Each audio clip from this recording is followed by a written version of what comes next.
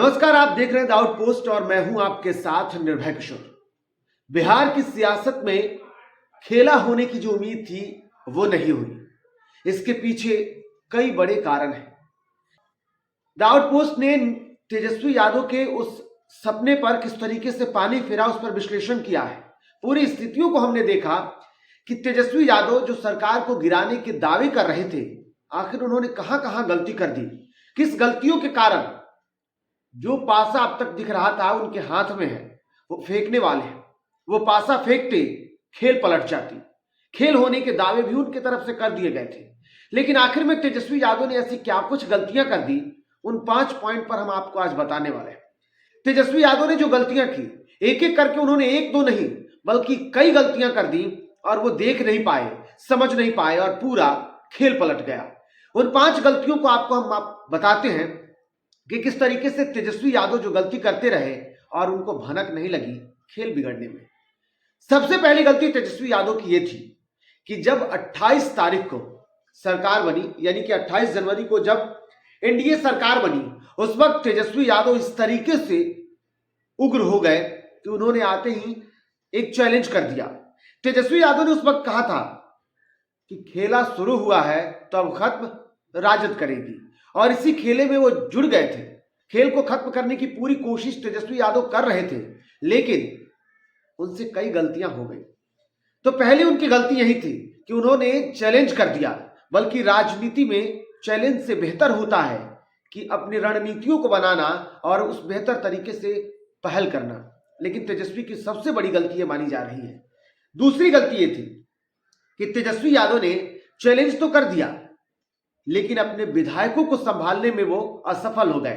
कारण वही रहा कि जब वोटिंग हो रही थी तब सरकार के साथ उनके ही 3 विधायक, जिन पर बहुत ज्यादा भरोसा किया जा सकता था, चेतन आनंद, जो कि लगातार उनके साथ खड़े होते नजर आए थे, बल्कि यहां तक कि जो वीडियो वायरल हो रहा था उस वीडियो में भी चेतन आनंद तेजस्वी के ठीक बगल में बैठे नजर आ रहे हैं। स्थिति बिल्कुल सामान्य थी उनकी, लेकिन रातों रात जो खेल हुआ, पुलिस प्रशासन का पहुंच जाना, ये कई सवाल खड़े करने वाले थे। तो तेजस्वी यादव ने अपना नहीं देखा और दूसरों पर नजर गाड़ बैठे थे। तीसरी बड़ी गलती उनकी ये थी कि जीतन राम मांझी को सीधे बुलाना और उनसे ऑफर की बातें कर देना, जो कि जीतन राम मांझी सरकार को आके धमकी देने लगे थे कि अगर उन्हें 2 पद नहीं मिले, अगर उन्हें बड़े पद नहीं मिले, तो वो महागठबंधन की तरफ से उन्हें मुख्यमंत्री के दावेदार के तौर पर, यानी कि मुख्यमंत्री की कुर्सी उन्हें दी जा रही है, और ये बड़ी गलती थी। जीतन राम मांझी के पास 4 सीट थे। उन 4 सीटों को संभालने के लिए बीजेपी और खास करके कहिए तो एनडीए गठबंधन पूरी कोशिश में जुट गया। और हमने इससे पहले भी आपको बताया था कि वोटिंग से पहले खुद केंद्रीय मंत्री जीतन राम मांझी को मनाने पहुंचे थे और बीजेपी ने जीतन राम मांझी को मना लिया। खेल पलट गया और ये तेजस्वी यादव की बड़ी गलती थी। तेजस्वी यादव की जो अगली गलती थी वो गलती थी अपने विधायकों को 40 घंटे से अधिक तक कब्जे में रखना। आज के जमाने में सब कोई आजाद रहना चाहता है, लेकिन जिस तरीके से तेजस्वी ने अपने विधायकों पर भरोसा नहीं किया, नतीजा यही रहा कि 40 घंटों तक जिस विधायकों को तेजस्वी समेट करके रखना चाहते थे, 79 विधायकों में से एक विधायक सिर्फ नीलम देवी को छोड़कर बाकी सभी विधायकों को तेजस्वी यादव जो थे वो रोकने की कोशिश कर रहे थे। और नतीजा यही हुआ कि तेजस्वी यादव की ये बड़ी गलती मानी जा रही है और उनके विधायक धीरे धीरे उनसे टूटते चले गए।